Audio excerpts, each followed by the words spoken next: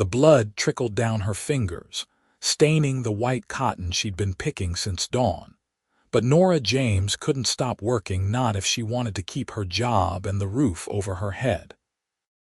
The merciless Nevada sun beat down on the fields outside Yerington in the summer of 1878, turning the back of her neck an angry red and drawing every drop of moisture from her cracked lips. "You're slowing down, girl," barked Mr. Hollister, the plantation overseer, as he rode past on his dappled mare. "Those quotas ain't gonna meet themselves." "Yes, sir," Nora replied, straightening her aching back. At 22, she was hardly a girl anymore, but 5 years of working these fields had aged her hands far beyond her years. The cotton balls had hard, sharp edges that sliced into her fingers day after day, reopening wounds that never fully healed. She'd lost count of how many times she'd wrapped strips of old cloth around her palms each night, only to have them soaked through with blood by noon the next day. The drought had made everything worse. The cotton balls were drier, their edges sharper, and water was scarce. The farm hands were expected to work harder to compensate for the poor yield, and Mr. Hollister wasn't known for his understanding nature. Nora wiped her brow with her forearm, careful not to touch her face with her bleeding hands.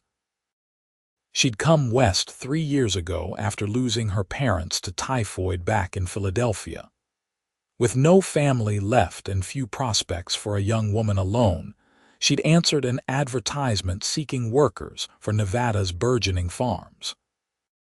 The promise of good pay and a new beginning had drawn her across the country, but reality had proven far harsher than the flowery words in the newspaper. The sun was starting to set when Mr. Hollister finally signaled the end of the workday. Nora's basket was full, but her spirit was empty. She trudged back to the workers' quarters, a series of small wooden cabins that housed the farm's employees. "Here," said Martha, an older woman who shared Nora's cabin, handing her a small tin of water. "Save some for washing those hands." Nora nodded gratefully, taking a small sip before setting the tin aside. She collapsed onto her narrow bed, her entire body screaming in protest. She would need to wash her hands and rebandage them, but for just a moment, she needed to rest. "You can't keep going like this," Martha said, her voice low as she stirred a pot of bean soup over their small stove. "Your hands are getting worse. I've seen infections start this way, and out here that can be a death sentence." "What choice do I have?" Nora asked, staring up at the ceiling. "I've saved almost nothing. The company store takes nearly all my wages for room and board." Martha sighed. "Rumor has it the Jenkins Ranch is hiring. They treat their people better." "Mr. Hollister would never let me leave," Nora replied. "He'd claim I owe the company too much." "Maybe," Martha conceded. "But girl, something's got to give, or those hands of yours will be the least of your worries." Nora knew Martha was right, but the thought of confronting Hollister terrified her. The man had a reputation for making examples of workers who stepped out of line. She'd seen him reduce grown men to tears, and the few who had tried to leave had been brought back by the local sheriff, accused of theft or breaking their contracts. That night, sleep was elusive. Her hands throbbed and her mind raced with impossible scenarios of escape. By the time dawn broke over the eastern mountains, Nora had made up her mind. She would find a way out somehow. The decision brought little comfort as she stepped back into the cotton fields. The morning dew quickly gave way to the day's heat, and by mid-morning, Nora's hands were bleeding freely again. She tried to ignore the pain, focusing instead on filling her basket, one bloody ball at a time. It happened just before noon. As she reached deep into a cotton plant, a particularly sharp edge sliced deep across her palm. Nora gasped, pulling her hand back to find a gash nearly 2 inches long, deeper than any cut before. Blood welled immediately, dripping onto the pristine white cotton in her basket. "No, no," she whispered, panic rising in her chest. Stained cotton would be deducted from her pay, and the cut was bad enough that she might not be able to continue working. She tried to press her sleeve against the wound, but the bleeding wouldn't stop. "Miss, are you all right?" The deep voice startled her, and Nora spun around to find a man on horseback watching her with concern. He wasn't one of Hollister's men. She would have recognized him. This man sat tall in his saddle, his broad shoulders framed by a well-worn leather vest over a faded blue shirt. A cowboy hat shaded his eyes, but she could see they were fixed on her bloody hands. "I'm fine," Nora said automatically, trying to hide her injured hand behind her back. "Just clumsy today." The man dismounted in one fluid motion, revealing his considerable height. He approached slowly, as if afraid of frightening her. "That doesn't look fine to me," he said, his voice gentler than his appearance would suggest. "May I see?" Nora hesitated, glancing around for any sign of the overseer. "I need to keep working." "Those hands need tending," the stranger insisted. "I'm Jake Garrison, foreman at the J Ranch. We're neighbors to this property." He gestured to the distant hills. "I was riding the boundary line when I saw you." Reluctantly, Nora extended her hands. The right one bore the fresh, deep cut, while both were criss-crossed with older wounds in various stages of healing.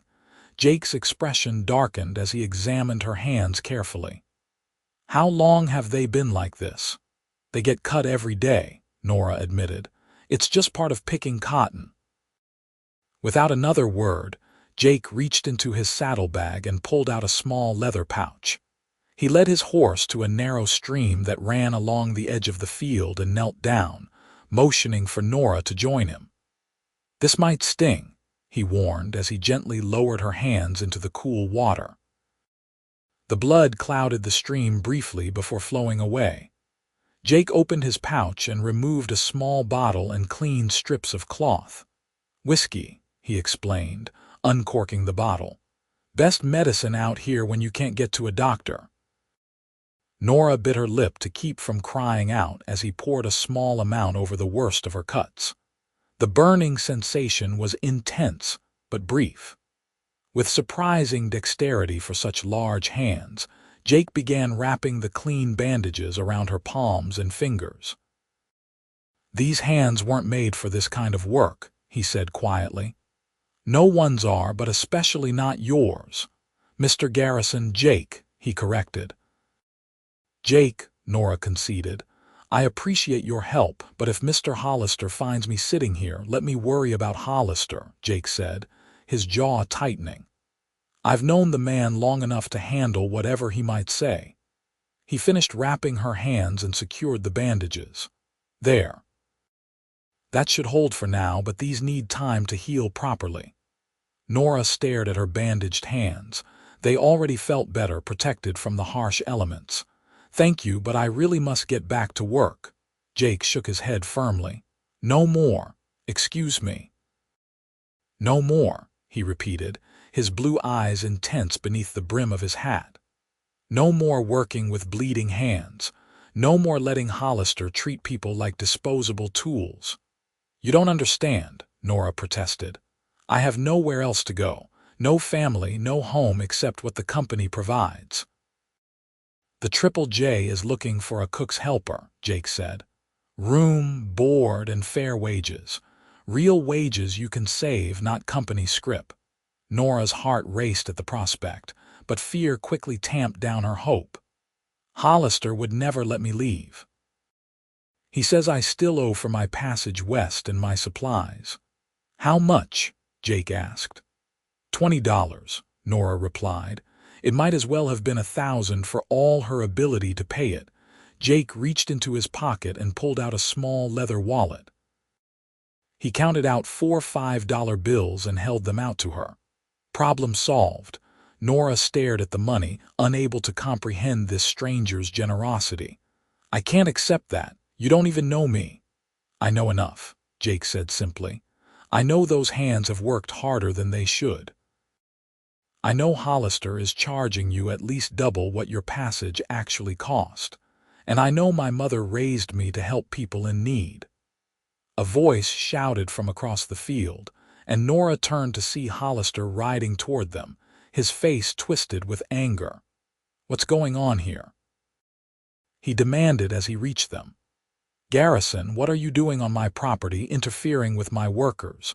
Jake stood slowly, his full height towering over the overseer even on horseback. "Just having a conversation with Miss James," Nora supplied quietly. "Nora James." "Miss James," Jake continued. "And I'm offering her a position at Triple J effective immediately." Hollister's face reddened. "She's under contract. She owes the company $20, Jake interrupted, holding up the money, "which I'm prepared to pay right now." Hollister's eyes narrowed as he looked from the money to Nora and back to Jake. "Since when does Triple J need more hands? Your father usually lays people off this time of year." "My father passed last winter," Jake said, his voice even but with an edge of steel. "I run Triple J now, and I decide who we hire and when." The news seemed to give Hollister pause. He studied Jake with new wariness. Jenkins never mentioned his son was back in town. "I've been back 6 months, Jake replied.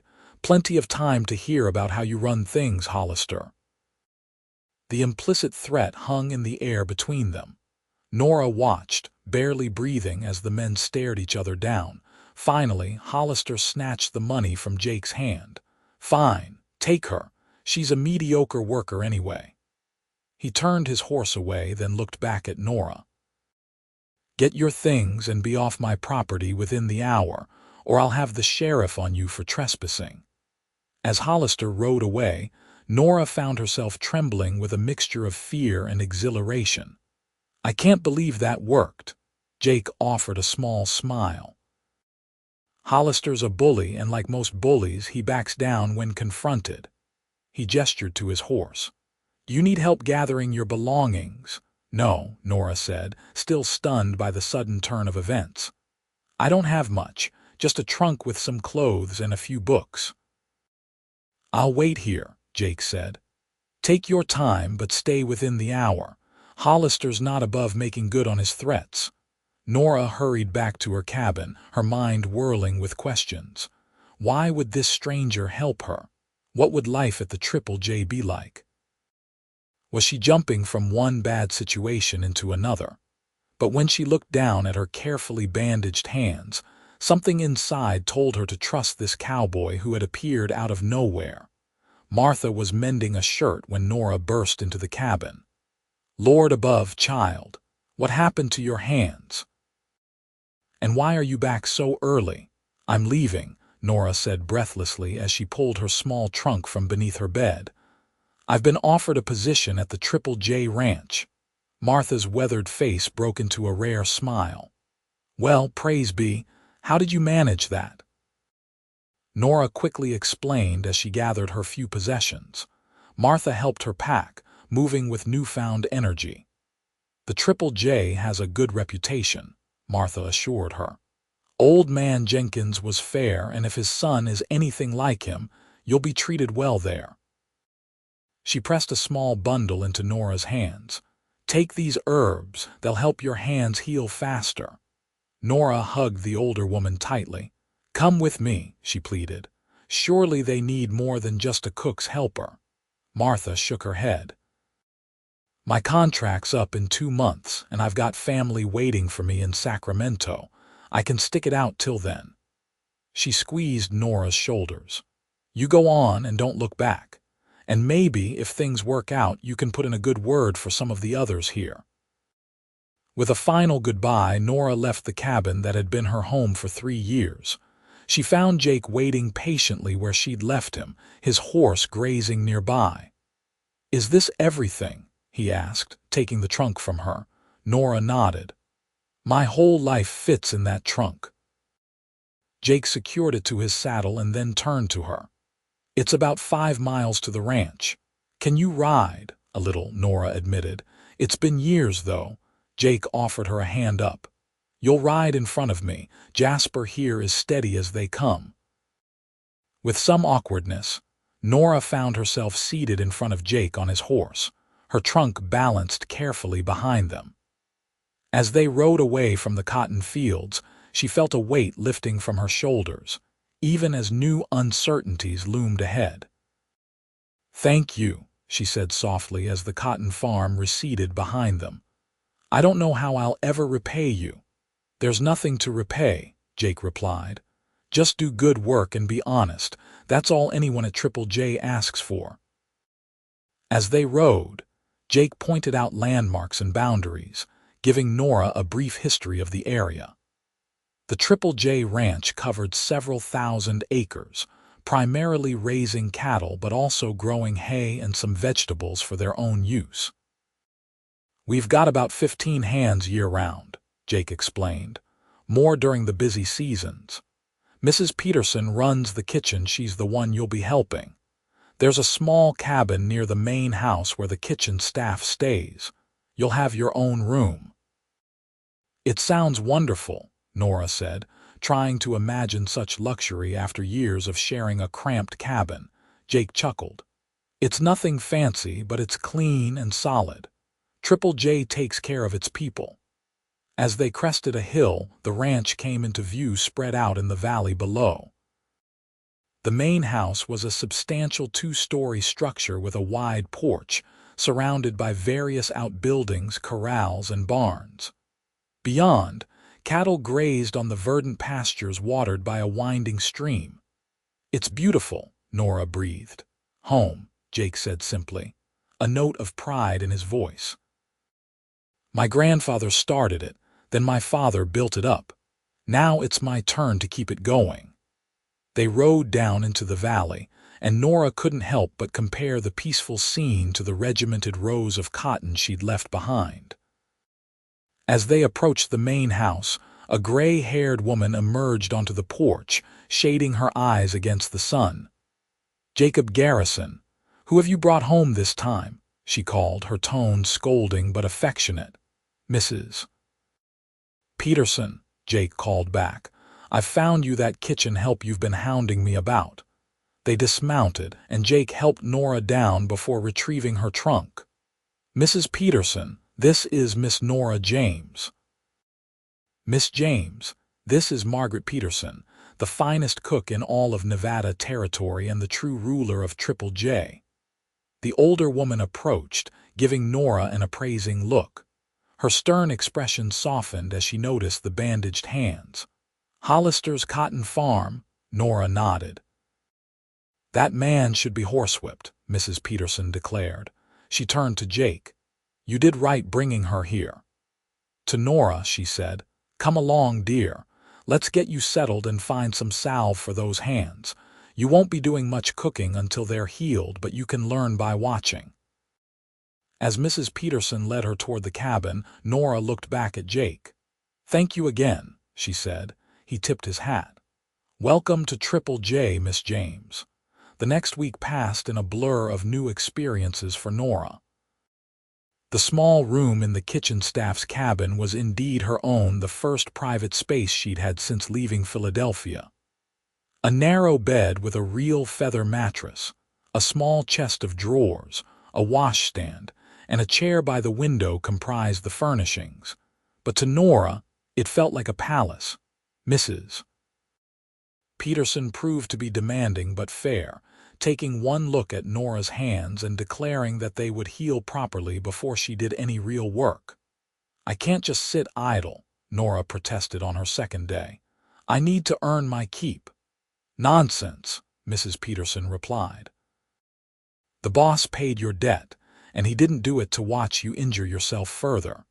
You'll learn by watching until those hands are healed, and that's final." So Nora observed, absorbing everything she could about running the ranch kitchen. She learned how to plan meals for 15 hungry ranch hands, how to manage the pantry and storeroom, and how to make the most of what was available.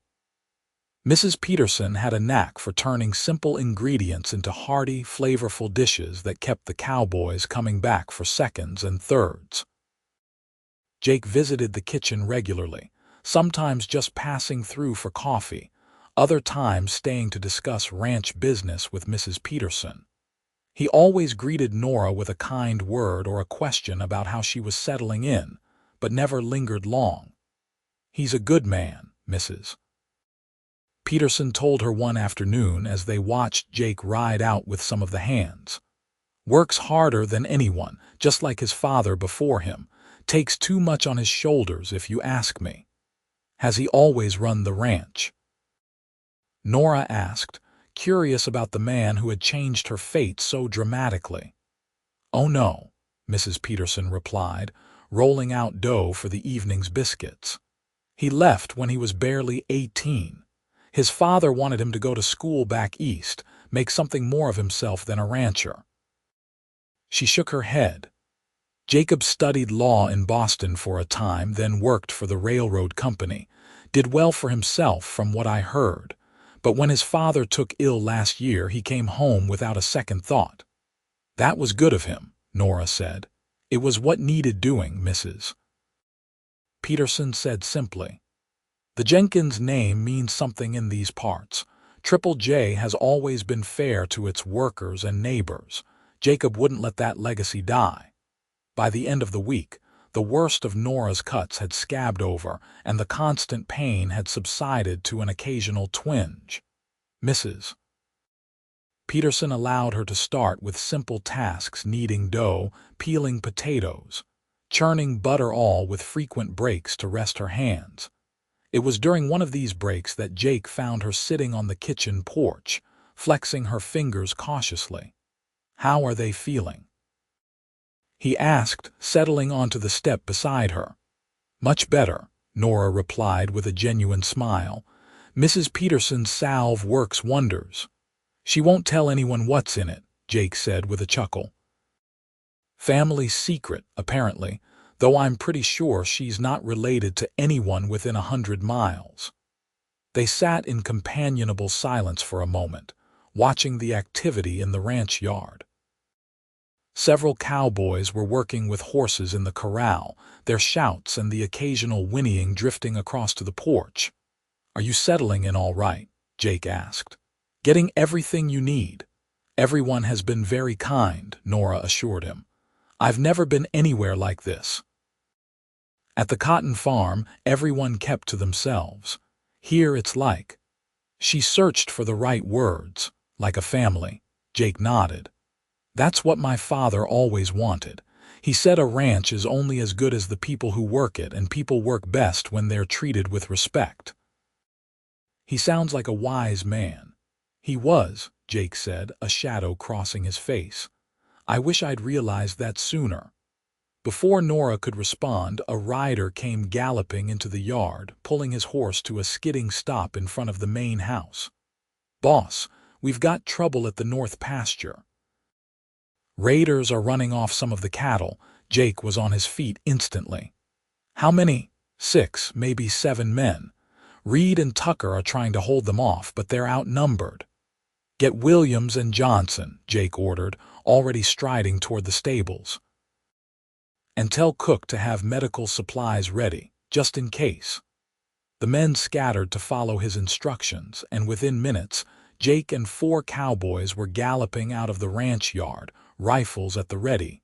Mrs. Peterson appeared at the door, her face grim. "Come along, Nora. We need to prepare for whatever comes." The next hours were tense as Mrs. Peterson and Nora gathered bandages, boiled water for sterilizing instruments, and prepared a hearty stew that could be easily eaten by injured men. The ranch seemed eerily quiet with most of the men gone. Only the elderly stable master and a young boy left to watch over things. It was nearly dusk when they heard the riders returning. Nora followed Mrs. Peterson onto the porch, her heart in her throat as she counted the approaching horses. Relief flooded her when she saw all 5 men who had left were returning, though one was slumped forward in his saddle, supported by a companion riding alongside. Jake dismounted quickly, helping ease the injured man down. "Williams took a bullet in the shoulder," he announced. Clean through, but he's lost blood. Mrs. Peterson took charge immediately, directing the men to carry Williams to a small room off the kitchen that Nora hadn't seen used before. Now she understood its purpose, a makeshift infirmary for just such emergencies, while Mrs. Peterson tended to Williams with the help of one of the cowboys who had some medical knowledge. Nora served hot coffee and stew to the others. They spoke in low voices about the raid, apparently a gang that had been causing trouble throughout the territory, targeting isolated herds and small ranches. "Did you get the cattle back?" Nora asked as she refilled Jake's coffee cup. He nodded, his face drawn with exhaustion. "Most of them. Lost about a dozen head, but it could have been worse." He rubbed his face. "The sheriff's been after these men for months. They're getting bolder." "Were any of them caught?" "Two," Jake said grimly. "One won't be causing any more trouble. The other's tied up in the barn until the sheriff can collect him tomorrow." Nora had never seen this side of Jake, the hardened rancher defending his property and people. It was a stark reminder of the realities of life in the West, far removed from her Eastern upbringing. Mrs. Peterson emerged from the infirmary, wiping her hands on her apron. "He'll live," she announced. "Bullet missed anything vital. He'll need rest and plenty of good food." "I knew I could count on you, Margaret," Jake said, the tension in his shoulders easing slightly. "And you'll need rest too," she admonished. "All of you. Eat, then sleep. Tomorrow will be soon enough to deal with everything else." The men didn't need to be told twice. They ate quickly, then dispersed to their quarters. Jake lingered, staring into his coffee cup with troubled eyes. "Is there anything else I can get you?" Nora asked softly. Jake looked up, seeming almost surprised to find her still there. "No, thank you. You should rest too." "I'm not tired," Nora said, though it wasn't entirely true. The day's anxiety had left her drained but too wired to sleep. "Would you like to talk about it?" For a moment she thought he might refuse, but then he sighed heavily. "This is the third raid in 2 months. They're getting organized, and that makes them dangerous." He rubbed the back of his neck. "I've got 30 men depending on Triple J for their livelihood and their families too, if these raids keep up." "You'll find a way," Nora said with conviction. "From what I've seen, you're not a man who gives up easily." That earned her a small smile. "No, I suppose not." He studied her for a moment. "How are your hands?" Nora held them out for inspection. "Much improved. I think I'll be able to start earning my keep properly soon." "You don't need to rush," Jake said. "Margaret seems happy enough having someone to teach her secrets to." "She's been very kind," Nora agreed. "Everyone has." She hesitated, then added, "I keep wondering why you helped me that day. You didn't know me. You had no reason to intervene." Jake was quiet for so long that Nora thought he might not answer. Finally, he said, "My mother was a lot like you. Came west with big dreams, ended up in a situation that nearly broke her. My father found her working in a mining camp, cooking for 30 men in conditions that would make Hollister's farm look pleasant." His eyes met Nora's. "He offered her a job, just like I offered you. Then he fell in love with her, married her, and built this place with her by his side." "She sounds remarkable," Nora said softly. "She was," Jake agreed. "She died when I was 16, influenza.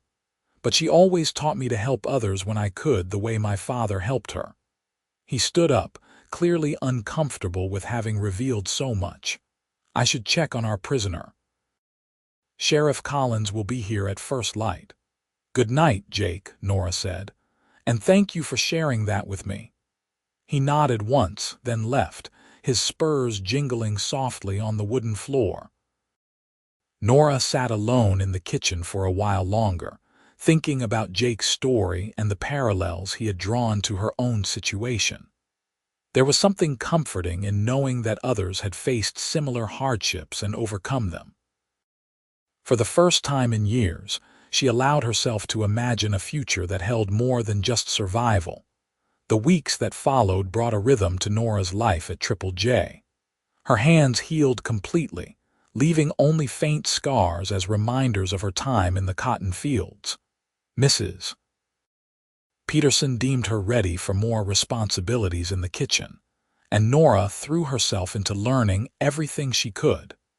The cattle raid had put everyone on alert, and Jake organized regular patrols of the ranch boundaries. The captured raider had been taken to the territorial prison, but the gang remained at large, a constant threat that hung over the peaceful valley. Despite the danger, ranch life continued. Calves were born, fences mended, and preparations made for the coming winter. Nora found herself increasingly drawn to Jake, watching for his visits to the kitchen and listening attentively when he spoke at mealtimes. It wasn't just his kindness that attracted her. There was an integrity to him, a quiet strength that commanded respect without demanding it. And beneath his serious exterior, she occasionally glimpsed a dry wit that made her smile. For his part, Jake seemed to seek out her company more often as the weeks passed. He would linger over breakfast, asking about her day's plans or sharing news from town. Sometimes, he brought her small gifts from his trips to Yarrington, a ribbon for her hair, a book of poetry, once even a small bottle of lavender water that reminded her of home. Autumn arrived, painting the surrounding hills in gold and crimson. The nights grew cooler, and the kitchen became the heart of the ranch, warm and fragrant with the scents of baking and hearty stews. It was on such an evening, with most of the hands gathered around the long table for supper, that news came of another raid. A neighboring ranch had been hit hard, cattle stolen, a barn burned, and the rancher himself wounded while defending his property. The sheriff had organized a posse and requested help from all nearby ranches. "I'll need volunteers," Jake announced after reading the sheriff's message. "We ride at first light." Every man at the table stepped forward, including young Billy, who couldn't have been more than 17. Jake selected the most experienced riders, instructing the others to maintain a double watch over Triple J in his absence. As the men dispersed to prepare, Nora followed Jake to the tack room where he was checking his rifle and pistol. "How long will you be gone?" she asked, trying to keep the worry from her voice. "Hard to say," Jake replied, not looking up from his task. "Depends on how far these raiders have gotten. A few days, maybe a week." "It sounds dangerous." Now he did look at her, his expression softening. "It is, but so is letting them continue unchecked." He hesitated, then added, "If anything happens to me, Mrs. Peterson has instructions." "You'll be taken care of."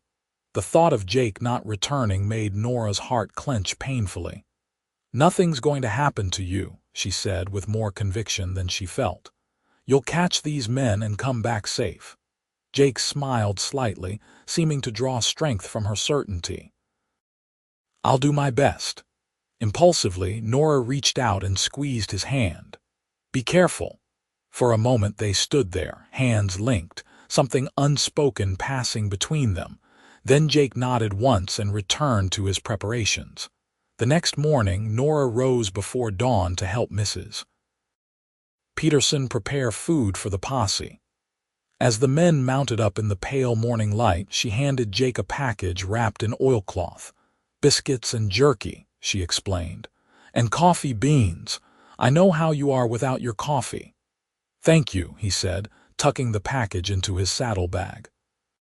He looked as if he wanted to say more but couldn't find the words. Finally, he simply touched the brim of his hat in salute and turned his horse toward the waiting men. Nora watched them ride away, a knot of fear in her stomach that wouldn't dissolve no matter how much she tried to reassure herself. "He'll be back," Mrs. Peterson said, standing beside her as the riders disappeared into the distance.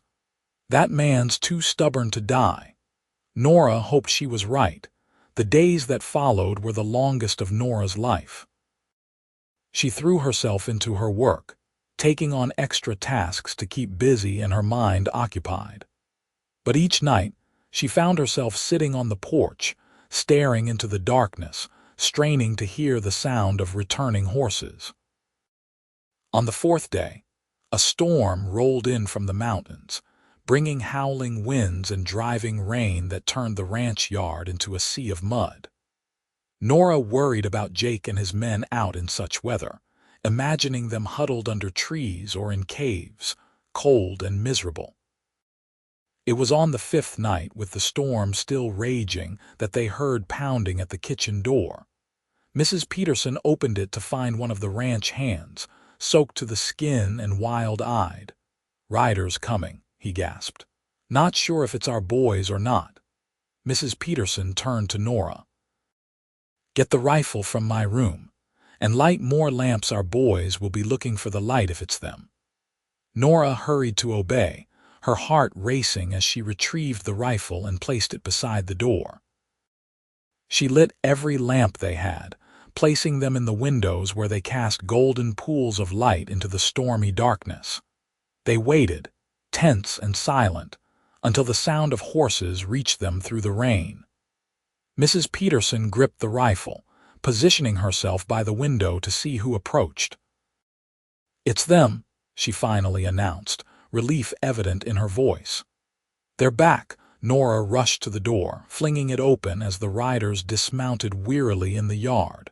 She searched frantically for Jake, panic rising when she didn't immediately spot him.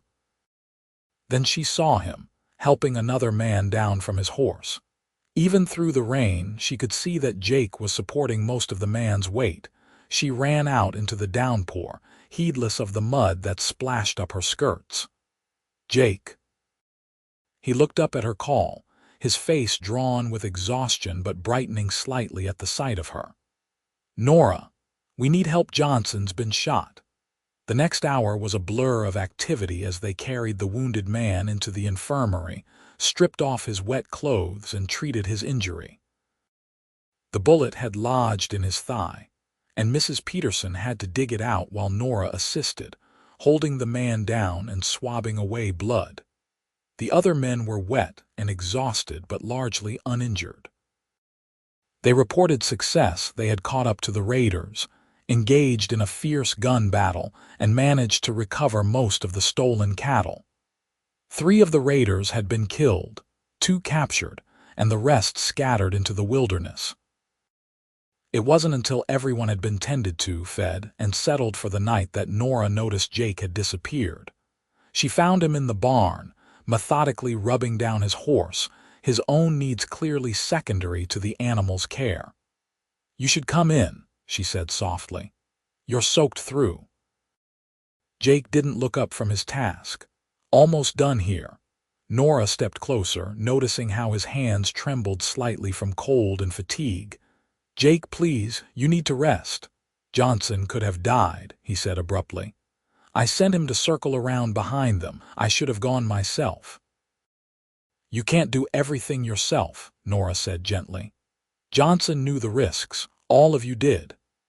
Knowing the risks doesn't make it easier when someone gets hurt under your command," Jake replied, his voice rough. "No," Nora agreed. "But Mrs. Peterson says he'll recover. You got him back in time." Jake finally stopped his methodical grooming of the horse and leaned his forehead against the animal's neck. "I keep thinking about what would have happened if we'd lost him, how I would face his wife, his children." Nora moved to stand beside him, placing a hand on his arm. "But you didn't lose him. You brought everyone home." Jake turned to look at her, his eyes reflecting a vulnerability she hadn't seen before. "I was afraid I wouldn't see you again," he admitted quietly. "Out there in the middle of that gunfight, all I could think about was getting back to Triple J, getting back to you." Nora's breath caught in her throat.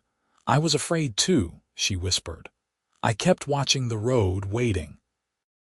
For a long moment, they stood there in the dimly lit barn, the rain drumming on the roof above them, the only sound besides their breathing. Then Jake reached out, his hand cupping her cheek with infinite gentleness. "Nora," he said, her name like a prayer on his lips. She leaned into his touch, her eyes closing briefly. "You should come inside," she repeated softly. "Get dry. Get warm." Jake nodded, finally relenting. He gave his horse a final pat, then allowed Nora to lead him back to the house through the rain. The kitchen was quiet now, the other men having retired to their quarters. Only a single lamp burned on the table, left for their return. "Sit," Nora instructed, pointing to a chair by the stove. "I'll get you some dry clothes." She hurried to Jake's quarters in the main house, finding clean clothes in his dresser. When she returned, he had removed his wet coat and boots but sat slumped in the chair, as if the last of his energy had finally deserted him. "Here," she said, placing the dry clothes beside him. "I'll make you something hot to drink while you change." Jake looked up at her with a tired smile. "You're taking care of me now." "Someone has to," Nora replied lightly, turning to the stove to give him privacy. She heated milk with honey, and a splash of the whiskey he kept for medicinal purposes. When she turned back, he had changed into the dry clothes, his wet hair still dripping onto his shoulders. Nora handed him the mug, then retrieved a towel from the rack by the stove. Without thinking too much about what she was doing, she moved behind him and began gently drying his hair. Jake went still under her ministrations, but didn't protest. After a moment, he sighed deeply, some of the tension leaving his shoulders as he sipped the hot drink. "That feels nice," he murmured. Nora's hand slowed, suddenly aware of the intimacy of the moment. She was about to step away when Jake reached up and caught her wrist. "Don't stop," he said softly. "Please." She resumed her gentle toweling of his hair, her heart racing at his touch. When his hair was reasonably dry, she moved the towel to his shoulders, drying the dampness that had seeped through. "You should eat something," she said, her voice not quite steady. "I'm not hungry," Jake replied, still holding her wrist. He tugged gently, turning in his chair to look up at her. "Nora." The way he said her name made her breath catch. She could see in his eyes what he wanted to say, what he was asking without words. "Yes," she whispered, answering the unspoken question. Jake stood slowly, never breaking eye contact. He was close enough that she could feel the warmth radiating from him, smell the rain and leather and something uniquely him.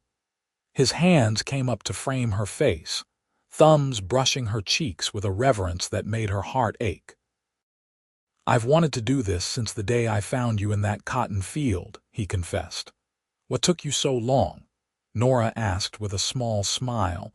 Jake's answering smile was brief before his expression grew serious again. "I didn't want you to feel obligated, because I helped you. Because I'm your employer." "Is that what you think?" Nora asked. "That I would feel that way? I hope not," Jake admitted, "but I needed to be sure." "I'm sure," Nora said simply. It was all the invitation he needed. Jake lowered his head, his lips meeting hers in a kiss that started gentle but quickly deepened as years of loneliness and weeks of growing affection converged in that moment. Nora's arms wound around his neck, pressing closer as his hands moved to her waist, holding her as if she were something precious. When they finally broke apart, both were breathing hard, eyes bright in the lamplight. "I love you," Jake said. The words rushed as if he couldn't hold them back any longer. "I think I've loved you from the first moment I saw you, standing there with your bleeding hands, too proud to ask for help." Nora's eyes filled with tears of happiness. "And I love you, Jake Garrison." The man who looked at my broken hands and said no more. He kissed her again, more urgently this time, and Nora responded in kind, pouring all her newfound feelings into the embrace. It was only the sound of a door opening elsewhere in the house that made them break apart, suddenly aware of where they were. "I should go," Nora whispered, reluctant but mindful of propriety. Jake nodded, though he kept hold of her hands. "We'll talk tomorrow," he promised.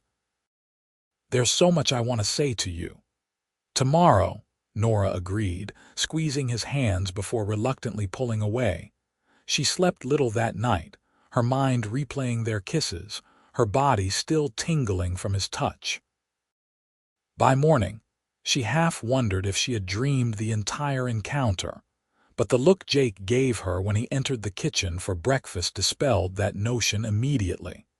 His eyes sought hers across the room, filled with warmth and promise. It was all she could do to continue serving the ranch hands their breakfast without betraying how her heart leapt at his presence. It wasn't until later, when the men had dispersed to their duties, and Mrs. Peterson was occupied in the storeroom, that Jake approached her. "Can you get away for a while?" he asked quietly. "I'd like to show you something." Nora glanced at her morning's tasks most already completed. "I think so. Let me check with Mrs. Peterson." The older woman waved her off with a knowing smile. "Go on."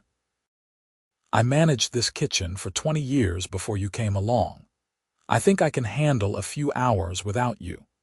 Jake was waiting with 2 horses when Nora emerged from the kitchen, having changed into her riding skirt.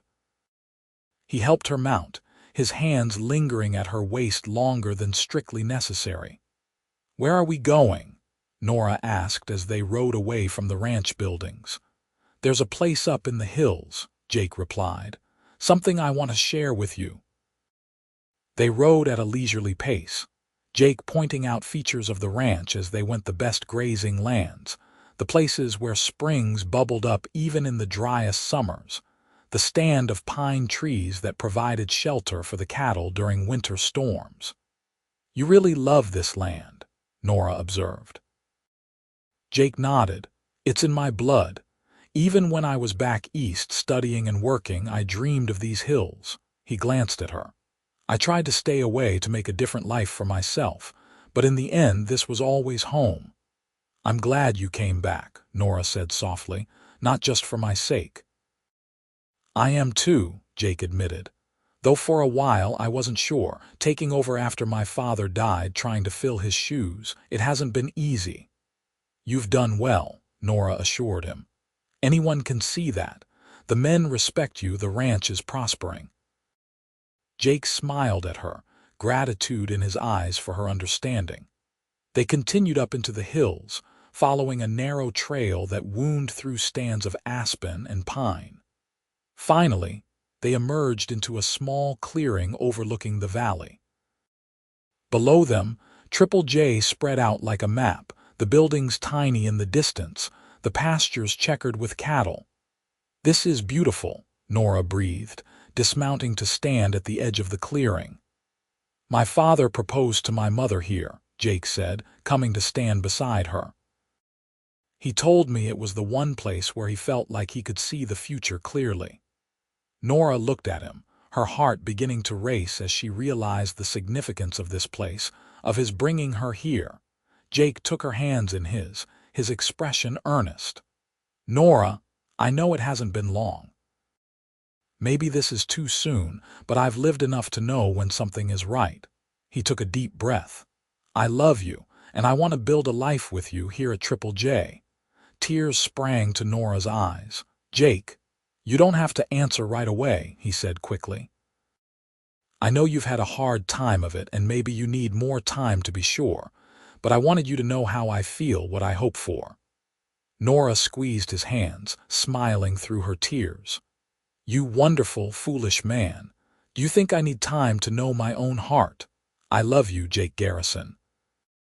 I want nothing more than to build a life with you." The joy that spread across Jake's face was like the sun breaking through clouds. He pulled her into his arms, lifting her off her feet in his exuberance.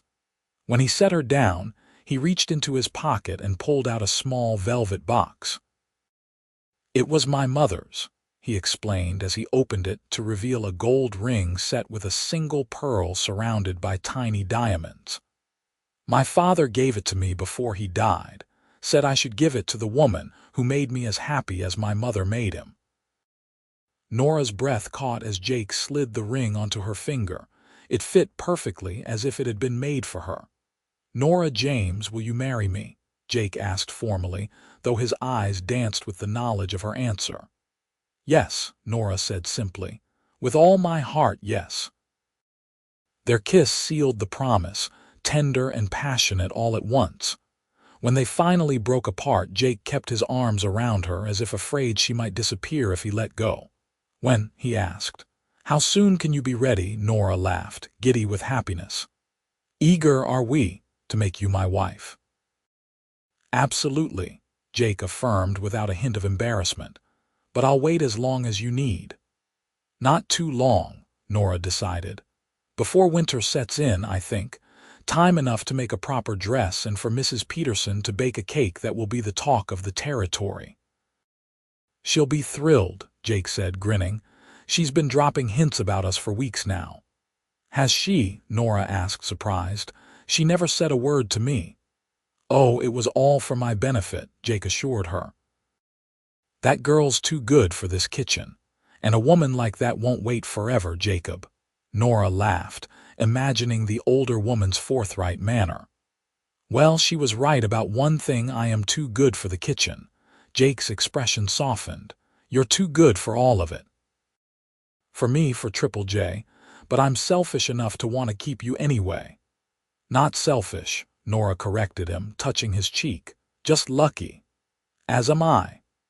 They spent the afternoon in that peaceful clearing, talking of plans and dreams, sharing stories and quiet moments. As the sun began its descent toward the western mountains, they reluctantly mounted their horses for the ride back to the ranch. "Will you tell everyone?" Nora asked as they rode side by side down the trail. Jake considered for a moment. "How about we tell Mrs. Peterson first? She deserves that much for all her matchmaking efforts. The rest can wait until supper, if that's all right with you." Nora nodded, suddenly a little nervous at the prospect of announcing their engagement to the entire ranch. "Do you think they'll approve?" Jake looked at her in surprise. "Why wouldn't they? The men already adore you. You feed them better than they've ever eaten in their lives, and you've won over Mrs. Peterson, which is no small feat. It's just, I was just a cotton picker when you found me," Nora said hesitantly, "and now I'll be the ranch owner's wife." Jake reined in his horse, causing Nora to stop as well. He reached across the space between them to take her hand. "You were never just anything, Nora. You were brave and strong and determined, even with your hands bleeding from work that would have broken most people. Don't ever think you're not worthy of anything you want in this life."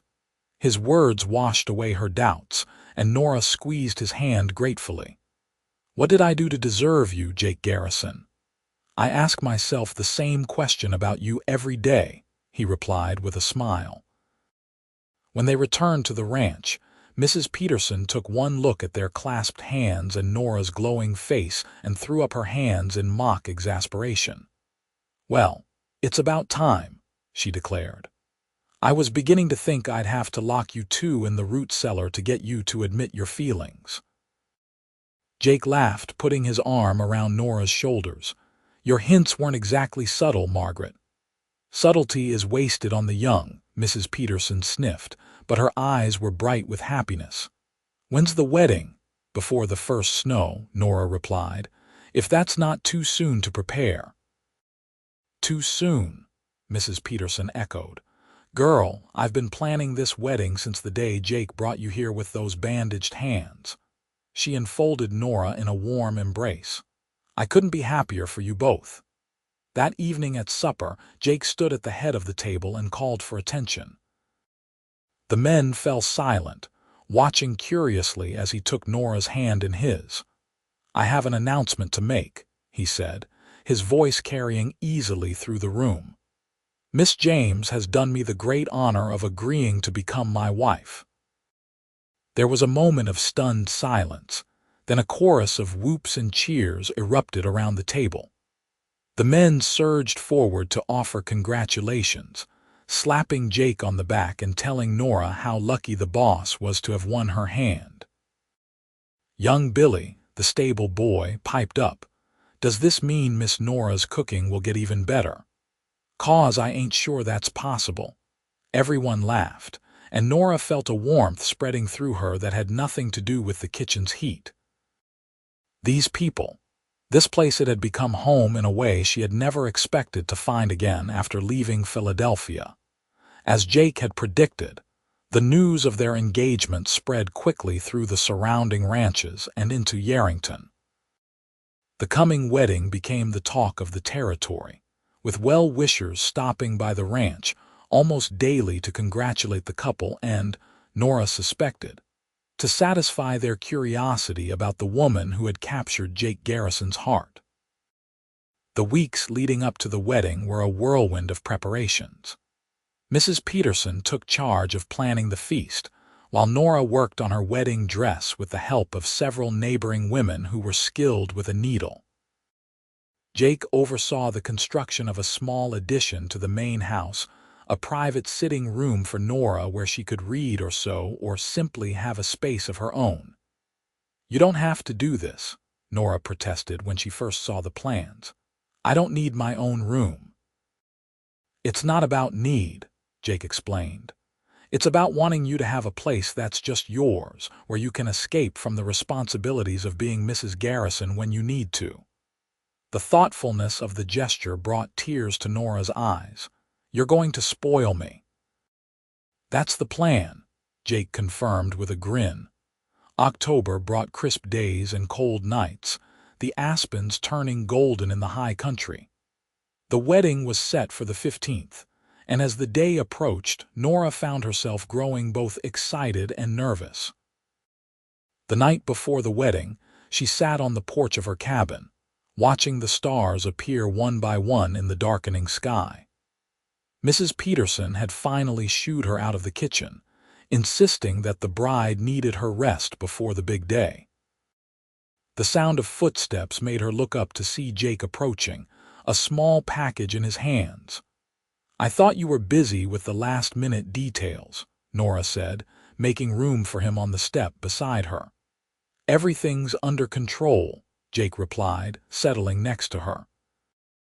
"The ranch hands have done more decorating today than actual ranch work, I think." Nora laughed, leaning against his shoulder. "It's kind of them to go to such trouble." "They're happy for us," Jake said simply. He handed her the package. "I have something for you. A wedding gift, though I wanted to give it to you privately." Curious, Nora unwrapped the brown paper to find a small leather-bound book. Opening it, she found it was a journal, the pages blank except for an inscription on the first page in Jake's neat handwriting. "For Nora, whose hands will never bleed from work again, but whose heart I hope will overflow with joy. All my love, Jake." "It's beautiful," Nora said softly, tracing the words with her finger. "I thought you might like to write down your thoughts or keep a record of our life together," Jake explained. "My mother kept journals. After she died, my father found comfort in reading them and having that connection to her voice." Nora turned to him, touched by the sentiment behind the gift. "Thank you. I'll treasure it." They sat in comfortable silence for a while, watching the stars brighten against the velvet darkness. "Are you nervous about tomorrow?" Jake asked finally. "A little," Nora admitted. "Not about marrying you," she added quickly. "Just about being the center of attention, having everyone watching us." Jake nodded in understanding. "We could have eloped, you know. Ridden to the next county and found a justice of the peace." Nora smiled at the thought. "Mrs. Peterson would never have forgiven us." "True," Jake conceded with a chuckle. "And I want to see you in that wedding dress you've been working so hard on." "You'll like it, I think," Nora said, her cheeks warming. The dress was the most beautiful thing she had ever owned, ivory satin with delicate lace at the collar and cuffs, the bodice fitted to her slender frame. "I'd like you in sackcloth," Jake said seriously. "But I'm looking forward to seeing you as a bride, my bride." The possessive note in his voice sent a pleasant shiver down Nora's spine. "Just a few more hours," she reminded him. "Then I'm yours forever." Jake's eyes darkened at her words. "Forever doesn't seem long enough," he murmured, leaning in to kiss her. The kiss was gentle at first, then increasingly urgent as the knowledge of what tomorrow would bring fueled their desire. It was Nora who finally pulled away, breathless and flushed. "Tomorrow," she whispered. "We should wait until tomorrow." Jake nodded, though it clearly took effort for him to agree. "Tomorrow," he repeated, standing reluctantly. "I should go before I change my mind about being a gentleman." Nora laughed, rising to her feet as well. "Go, I'll see you at the altar." With a final kiss, Jake departed, leaving Nora to her thoughts and dreams of the future they would build together. The wedding day dawned clear and cool, the sky a brilliant blue that seemed to reflect Nora's happiness. Mrs. Peterson and several other women arrived at her cabin early to help her prepare, bringing with them a breakfast that Nora was too excited to eat. "Nonsense," Mrs. Peterson declared, pressing a cup of tea and a plate of eggs into her hands. "You'll not faint at the altar on my watch. Eat." Nora obediently took a few bites, her stomach settling as the food gave her strength. Then came the ritual of dressing the fine undergarments that had been her one extravagance, the petticoats, and finally the beautiful gown itself. Mrs. Peterson fastened the tiny buttons that ran down the back of the dress, her fingers nimble despite their age. "There," she said at last, stepping back to survey her work. "Let's have a look at you." Nora turned to the small mirror that hung on the wall, barely recognizing the woman who looked back at her.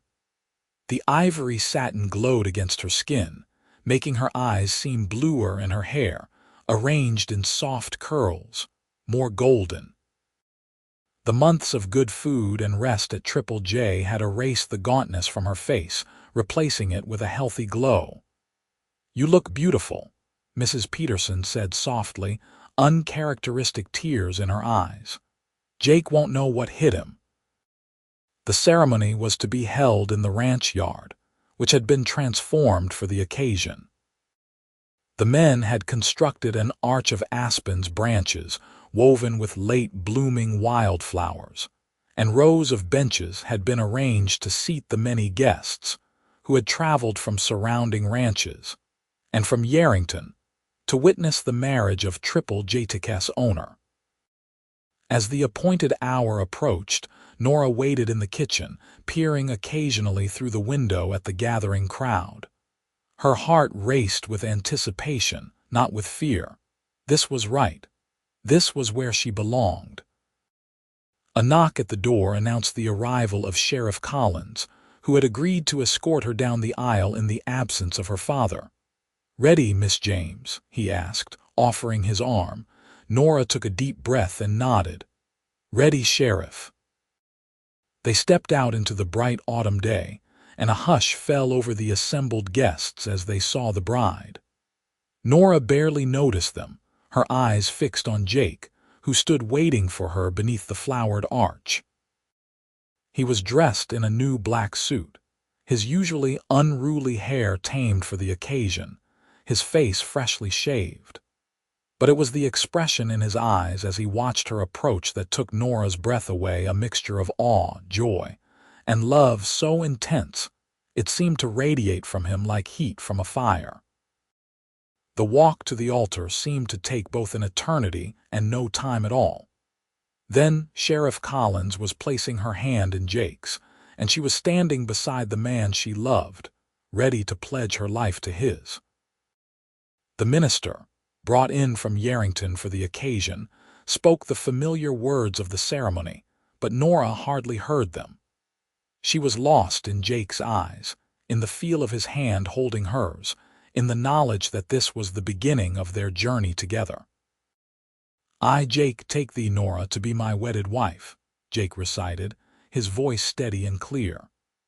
"To have and to hold from this day forward, for better, for worse, for richer, for poorer, in sickness and in health, to love and to cherish, till death do us part." When it was her turn, Nora's voice trembled slightly with emotion, but she spoke the vows clearly. meaning every word. The ring Jake placed on her finger was a simple gold band to complement her engagement ring, strong and enduring like my love for you, he had told her when he showed it to her. By the power vested in me, the minister concluded, I now pronounce you man and wife. You may kiss your bride. Jake didn't need to be told twice. His hands framed her face with infinite tenderness, as he lowered his lips to hers in a kiss that sealed their vows and promised a lifetime of happiness. The cheers and applause of the guests brought them reluctantly back to the present.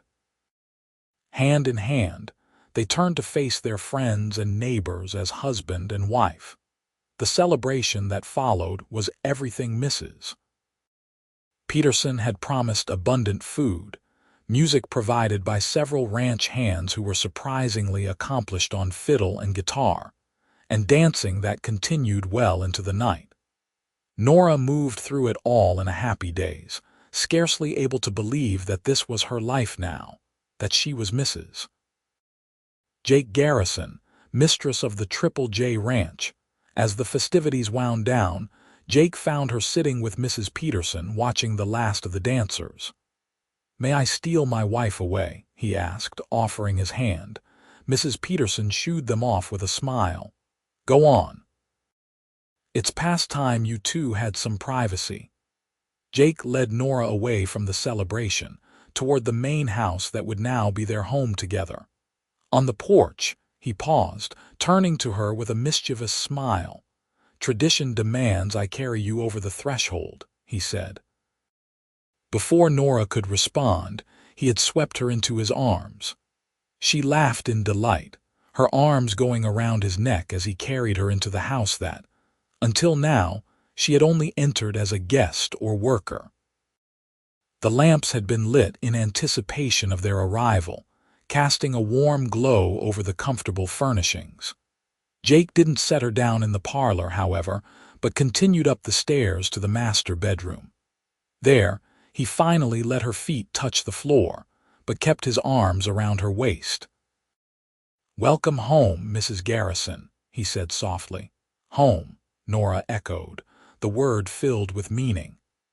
After years of wandering and hardship, she had found her place in the world, her sanctuary. Jake's hands moved to the buttons at the back of her dress, his fingers less deft than Mrs. Peterson's, but infinitely more thrilling as they worked each tiny fastening. "You looked so beautiful today," he murmured. "I could hardly believe you were mine." "Yours," Nora confirmed, turning in his arms as the dress loosened. "Always yours." The night that followed was everything Nora had dreamed of and more: tender, passionate, and filled with the kind of love she had once thought existed only in stories. As they lay together in the quiet aftermath, Jake's arms around her and her head on his chest, she felt a sense of peace and rightness that transcended mere happiness. "What are you thinking?" Jake asked, his fingers tracing lazy patterns on her bare shoulder. "That I'm the luckiest woman in Nevada," Nora replied honestly. "That somehow all the hardship led me here to you." Jake tightened his arms around her. "I'm the lucky one, and I promise you, Nora, you'll never know that kind of hardship again.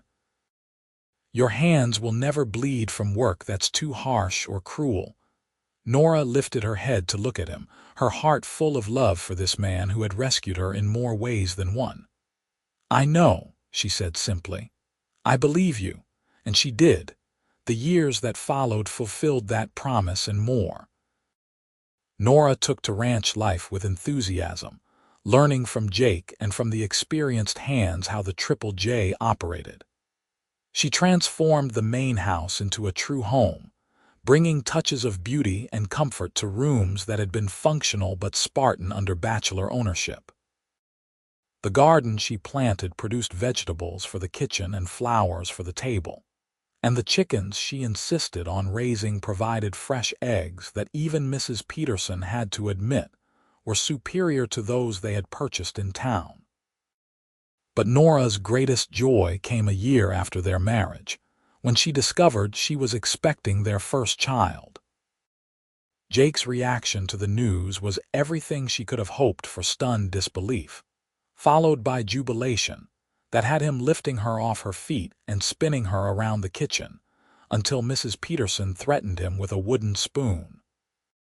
"Put that woman down before you make her sick, Jacob Garrison," she scolded, though her eyes twinkled with happiness.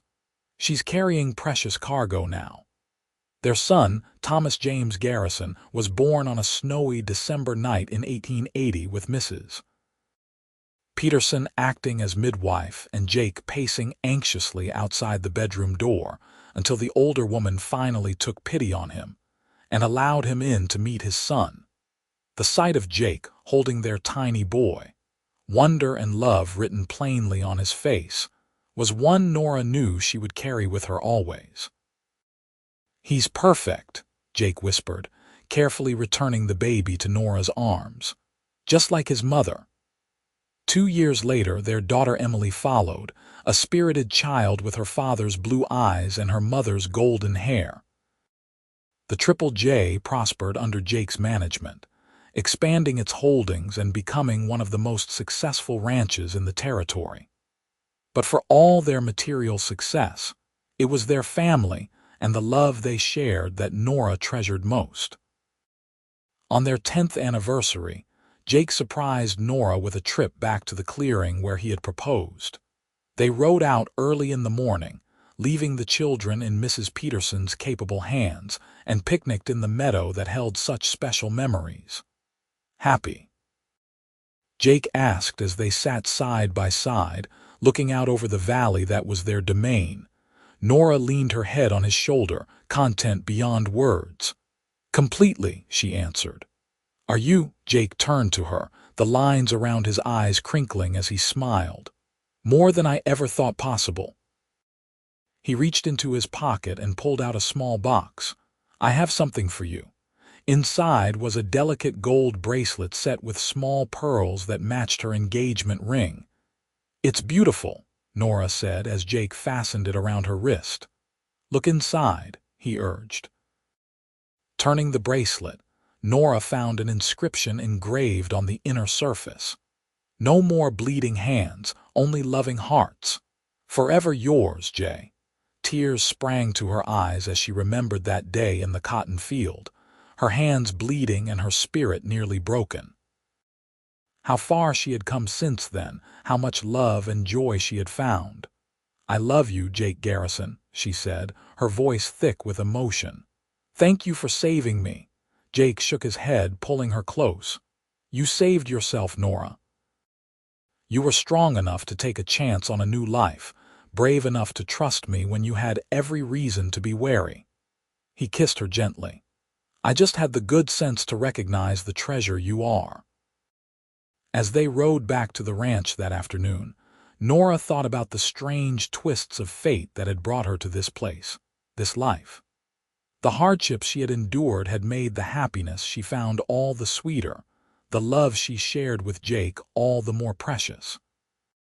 Her hands, once bleeding and calloused from cruel labor, were now strong and capable, used for holding her children, tending her garden, and reaching for her husband in the night. They bore faint scars still, reminders of where she had been and how far she had come.